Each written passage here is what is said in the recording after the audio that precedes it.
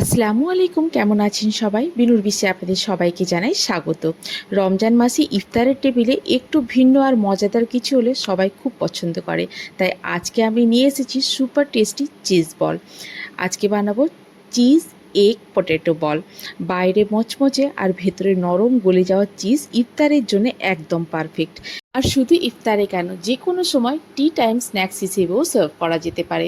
চলুন তাহলে রেসিপিটা শুরু করা যাক। চিজ এগ পটেটো বল বানাতে যা যা লাগবে: সেদ্ধ ডিম, আলু সেদ্ধটাকে আমি একটু ম্যাশ করে নিয়েছি, ধনে পাতা কুচি, লঙ্কা কুচি আর পেঁয়াজ কুচি। সেদ্ধ ডিমটা ভালো করে গ্রেট করে নেব। আপনারা যদি চান ডিমটাকে ছোট ছোট করে কুচিয়েও নিতে পারেন। এখানে এবারে মশলাপাতি গুঁড়ো যেগুলো লাগবে সেগুলো দিয়ে দেবো। দিয়ে দিচ্ছি এখানে গোলমরিচের গুঁড়ো, লবণ আর চিলি ফ্লেক্স সামান্য, কুচনো পেঁয়াজ, ধনে পাতা কুচি, কাঁচা লঙ্কা কুচি। আলুটা খুব কম করে দিয়েছি শুধুমাত্র বাইন্ডিংয়ের জন্যে। এবারে সবগুলোকে হালকা হাতে মেখে নেব। যেহেতু চিজ বল, চিজ তো লাগবেই। এখানে আমি প্রসেস চিজ দিচ্ছি, আপনারা যদি চান মজরেলা চিজও দিতে পারেন। তবে চিজটা যখন ব্যবহার করব তখন যেন চিজটা রুম টেম্পারেচারে থাকে। ফ্রিজের চিজ দিলে চিজটা তাহলে খুব ভালো করে মেল্ট হবে না যখন এটাকে ফ্রাই করব। এবারে চিজগুলোকে ছোটো ছোটো করে কিউব আকারে কেটে নেব।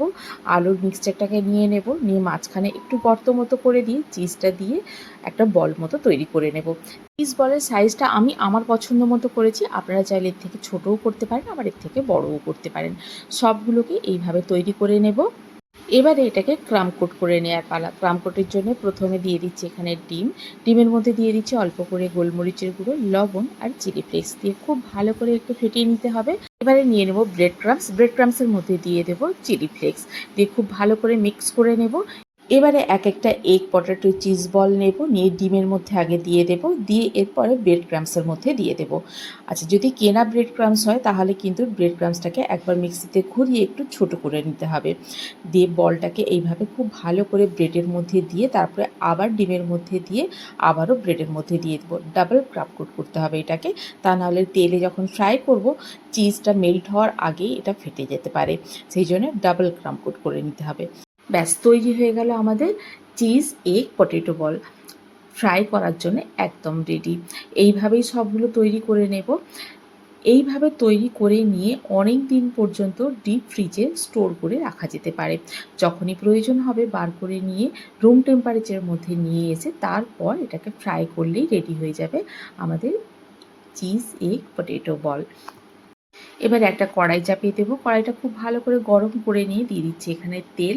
তেলটাকে মিডিয়াম গরম করতে হবে, খুব বেশি ধোঁয়া ওঠা গরম করলে চলবে না, তাহলে কি হবে বাইরের ক্রাম কোটটা পুড়ে যাবে আর ভেতরের চিজটা মেল্ট হবে না। এবারে একটা দিয়ে কিছুক্ষণ পরে তখন আরেকটা দিতে হবে। সঙ্গে সঙ্গে দিলে কি হবে, ব্রেড ক্রামসগুলো একে অপরের সঙ্গে জড়িয়ে যেতে পারে। একটা চিজ বল ছাড়ার কিছুক্ষণ পরে তখন আরও একটা চিজ বল ছাড়তে হবে। আর ফ্লেমটা রাখতে হবে মিডিয়ামে, খুব হাই ফ্লেম দিলে কিন্তু পুড়ে যেতে পারে। আবার অনেকক্ষণ ধরেও লো ফ্লেমে যদি ফ্রাই করা যায় তাহলে কিন্তু গাটা ফেটে যেতে পারে, চিজটা মেল্ট হয়ে বাইরে চলে আসতে পারে। এইভাবে লাল লাল করে ভেজে তুলে নিয়ে ইচ্ছে মতো সসের সঙ্গে সার্ভ করা যেতে পারে। এখানে আমি সার্ভ করেছিলাম টমেটো সস আর মাস্টার্ড সস দিয়ে, মানে কাসুন্দি দিয়ে, আর ভাজা লঙ্কা দিয়েছিলাম সঙ্গে। দেখুন কতটা ক্রিস্পি হয়েছে, বাইরে থেকে ক্রিস্পি আর ভেতর থেকে মেল্টেড চিজে ভর্তি আমাদের লোভনীয় চিজ এগ পটেটো বল একদম রেডি হয়ে গেছে। আপনারাও তাহলে বাড়িতে ট্রাই করুন, রেসিপিটি করে জানান আমাকে কেমন লাগলো। যদি ভালো লেগে থাকে তাহলে বন্ধুর সঙ্গে শেয়ার করুন, আর যদি কোনো নতুন বন্ধু থেকে থাকেন তাহলে আমার চ্যানেলটিকে সাবস্ক্রাইব করে পাশে থাকার অনুরোধ রইল।